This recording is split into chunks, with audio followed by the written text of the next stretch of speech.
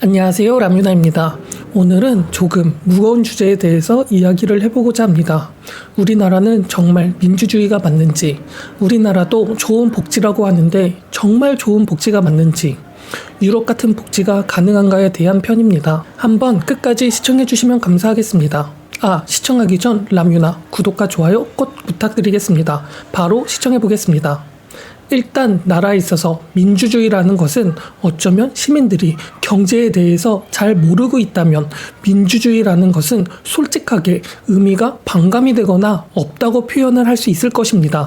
간단하게 말하면 GDP라는 것, 이것을 잘 알고 있다면 나라가 어떻게 성장을 하는지 시민의식을 가지게 될 텐데, 그것마저 없다면 GDP가 어떻게 해야 올라가는지, 어떤 원리가 경제, 나라를 성장시키는지도 모르는 채 살아갈 것입니다.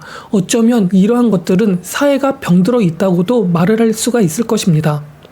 어쩌면 이러한 민주주의, 경제를 알아야 민주주의가 될 수 있다고 생각하는 가장 큰 이유는 민주주의라는 것은 잘 사는 나라야지 가능한 것이 되어버리는 것입니다.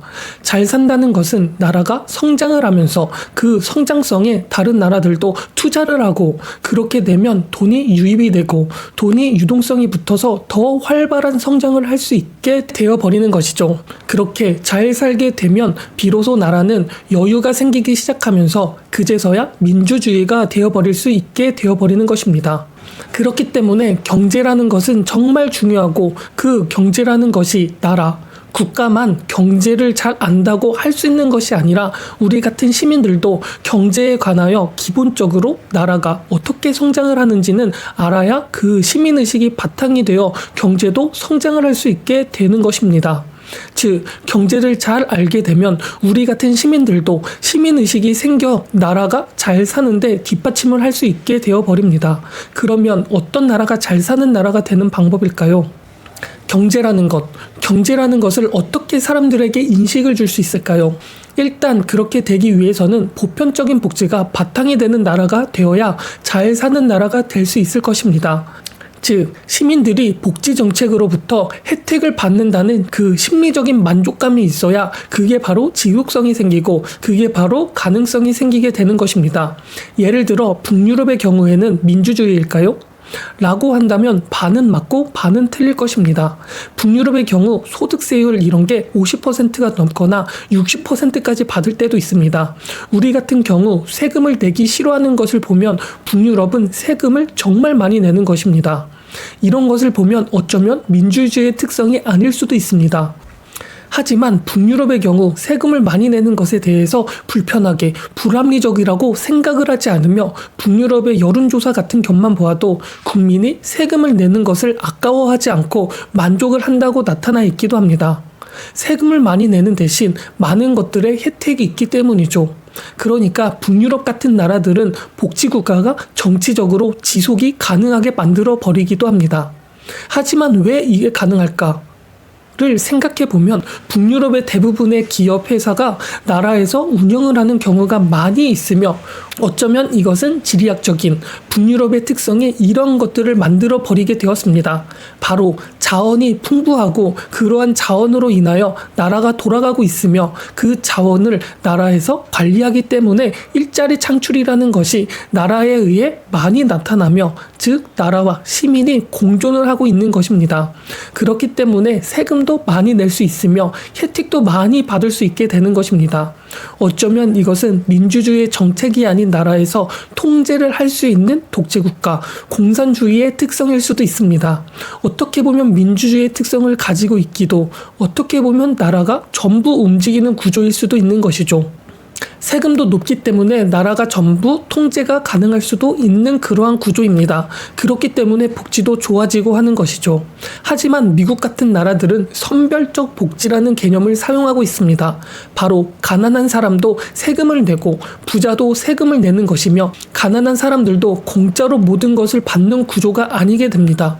부가가치세도 내야 하며 간접세도 내야 하고, 즉 포괄적으로 보면 선별적 복지를 사용하는 나라의 경우 돈을 많이 버는 사람이 세금을 많이 내고, 돈을 못 버는 사람이 세금을 적게 내고, 그렇다고 돈을 많이 버는 사람이 혜택을 더 많이 받는 그러한 구조가 아니기 때문에 복지라는 것이 인기가 많이 있지가 않습니다. 북유럽과 다르게 자본주의가 더 크기 때문이죠. 나라에서 운영하는 자원으로 성장하는 것이 아니라 오로지 본인의 흘린 땀으로 자산이 축적이 되어버리니 본인의 자산을 나라의 세금으로 못 사는 사람에게 주는 것을 좋아하지 않게 되는 것입니다. 같은 시간에 본인의 땀을 더 많이 흘린 사람이 더 많은 부를 축적하는 것이 맞는 자본주의 사회니까요. 그렇게 이러한 선별적 복지는 인기가 없으며 이러한 복지는 지속이 가능하지 않게 되어버립니다. 이게 정말 중요한 이야기입니다. 내 돈으로 다른 사람에게 베푸는 구조가 그렇게 좋은 구조가 아니라는 것을 말이죠. 이렇게 북유럽과 미국은 다른 복지를 하고 있습니다. 미국은 이렇게 선별적 복지라고 하는데 북유럽은 그러면 무슨 복지라고 할까요? 북유럽의 경우는 보편적 복지라는 표현을 쓰고 있습니다. 핀란드, 덴마크, 스웨덴, 오스트리아 이러한 나라들은 복지 지출이 높음에도 불구하고 훨씬 정치적으로 받아들이고 있습니다. 즉 보편적 복지를 하기 때문에 부자들도 내고 그만큼 혜택도 있고 그래서 돈 많은 사람들도 나라에 대해 반감도 없으며 나라의 구성원으로 느껴지게 되어버립니다. 그렇게 복지에 대해 지속성이 생기며 유지가 되기도 하죠. 제가 지금까지 말한 것을 다시 한번 설명해 볼까요? 다시 한번 설명을 해본다면 보편적 복지를 하고 있는 나라는 대부분 북유럽의 국가가 보편적 복지를 하고 있습니다. 반면 미국이나 캐나다, 일본, 스위스 같은 국가는 선별적 복지를 선택하고 있죠. 또한 복지라는 것이 이렇게 나누어지면서 뭐가 옳은지 뭐가 그른지는 전부 장단점이 있기 때문에 선택을 하기도 하는 것입니다. 보편적 복지의 가장 큰 장점은 자격이나 조건 없이 모두에게 복지 서비스를 제공하고 있기 때문에 사회 구성원 대부분에게 복지를 주는 것입니다. 이러한 복지를 하게 되면 복지의 규모를 확대할 수 있으며 국민의 별도의 신청 과정 없이 복지 혜택을 받을 수 있다는 것입니다. 이러한 시스템이 행정 비용이 크게 줄어들 수 있으며 모두 다 복지를 받기 때문에 선별이라는 기간이 없어지기에 선별을 하면서 필요한 비용과 시간 등의 효율을 절약할 수 있게 됩니다. 하지만 보편적 복지는 각 사람마다 일정한 효과를 거두기 위해서 합리적인 직접세, 법인세, 누진세, 소진세 제도가 확립이 되어야 하며 부유층에 대한 증세가 불가피할 수도 있습니다. 또한 복지를 무임승차할 수 있어 복지를 실시하는 주체자는 점차적인 부담감이 생길 수도 있게 됩니다. 우리나라의 경우 선별적 복지를 선택하긴 했지만 보편적 복지를 하고 있는 것이 대표적으로 부모의 소득과 관계없이 학교 교육을 받고 있는 학생들에게 무상교육을 하는 것, 무상급식을 하는 것이 대표적인 보편적 복지 정책으로 알면 좋을 듯 합니다.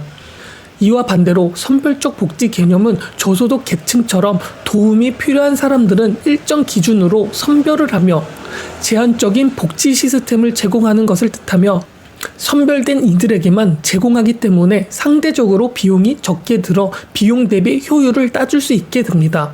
즉 국가가 한정된 예산으로 필요한 계층에게만 나누어 줌으로써 국가의 예산을 절약할 수 있게 되며 정말 도움이 필요한 사람에게 집중적으로 지원을 할 수 있게 되어 버립니다. 그렇기 때문에 전문가들이 보는 시야에서는 보편적 복지 제도에 비하여 소득 재분배 효과가 뛰어나기도 한다는 것을 볼 수 있다는 것입니다. 하지만 선별적 제도는 대상들에게 일종의 편견과 낙인 효과가 생길 수 있으며 한번 복지 혜택을 받게 되면 혜택에서 벗어나지 못하고 그 수준에만 머무르기 위해 부정적인 방법을 시도할 수 있다는 것입니다. 이게 정말 무서운 것으로 저는 보여지고 있기 때문에 선별적 보편 제도를 우리나라에서는 좋은 제도가 맞나 라고 생각을 할 수도 있기도 합니다. 즉 우리나라의 경우도 보편적인 복지를 할 필요가 있다는 것입니다. 일종의 편견과 낙인이라는 것, 그것은 우리에게 방지턱을 줄 수 있게 되며 무언가를 초월하거나 방향성에 포텐을 주는 것에 가림막을 줄 수 있게 됩니다. 우물 안에 갇혀버리거나 갇히는 것을 원하게 되어버리는 것이죠. 이게 바로 가장 무서운 효과를 내며 무언가에 시도를 하지 않게 되어버릴 수도 있습니다. 이렇게 되어버리면 우리는 무지해질 수 있으며 나태해지기도 하고 배울 의지도 없게 되며 즉 경제를 올바르게 이해할 수 있는 시민의식도 사라지게 되어버릴 수도 있다는 것입니다. 그렇게 보면 우리는 이러한 것을 해결하기 위해 어떤 보편적 복지를 선택을 해야 할까요? 우리나라의 보편적 복지를 예시로 들은 부모의 소득과 관계없이 학교 교육을 받는 학생들에게 무상교육을 하는 것과 무상급식을 제공하는 것, 이러한 보편적 정책이 그렇지 않았을 때에 비교해서 저는 득이면 득이지 실이 된 것은 없다고 생각을 하고 있습니다. 어릴 때 인식에서 피어나는 편견이 이러한 것, 사소한 것에 의하여 이전보다는 사라졌다고 생각을 하고 있기 때문이죠. 즉 우리나라에게 가장 중요한 시민의식을 바꿔줄 수 있는 것이 나라의 역할이며 그것이 바로 경제의 성장, 옳은 인식을 가지는 민주주의가 아닐까 싶습니다. 즉 민주주의라는 것은 어쩌면 나라의 정책에 따라 보여지는 시선이 달라지면서 아쉽게 표현이 될 수도 있는 것이고, 나라의 상황에 맞게 조금 더 선진국인 나라를 따라가면서 그냥 하는 뱁새가 황새를 쫓는 그러한 정책을 펼치기보다 나라가 나라의 사정을 잘 알고 그에 맞게 올바른 선례에 따라 선택을 했으면 좋을 듯합니다. 즉 이러한 것도 결국 시민의 선택이며 시민의식에 달려있기도 합니다.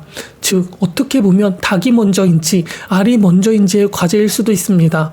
또한 이러한 것이 나라가 나라의 처지를 잘 알면 좋을 듯이 나 자신도 나의 처지를 잘 아는 것이 중요하다는 말이기도 합니다.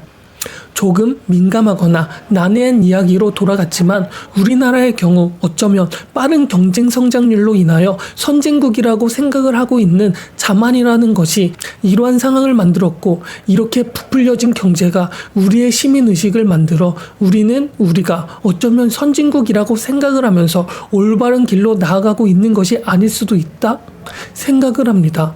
이 선진국이라는 것은 복지적인 문제, 민주주의라는 문제고, 이러한 것을 제외하면 제가 다른 나라를 돌아다니면서 느끼는 것은 생각보다 우리나라는 발전 부분에 있어서는 선진국이 맞다는 것이며 살기 편하고 복지도 좋다는 것입니다.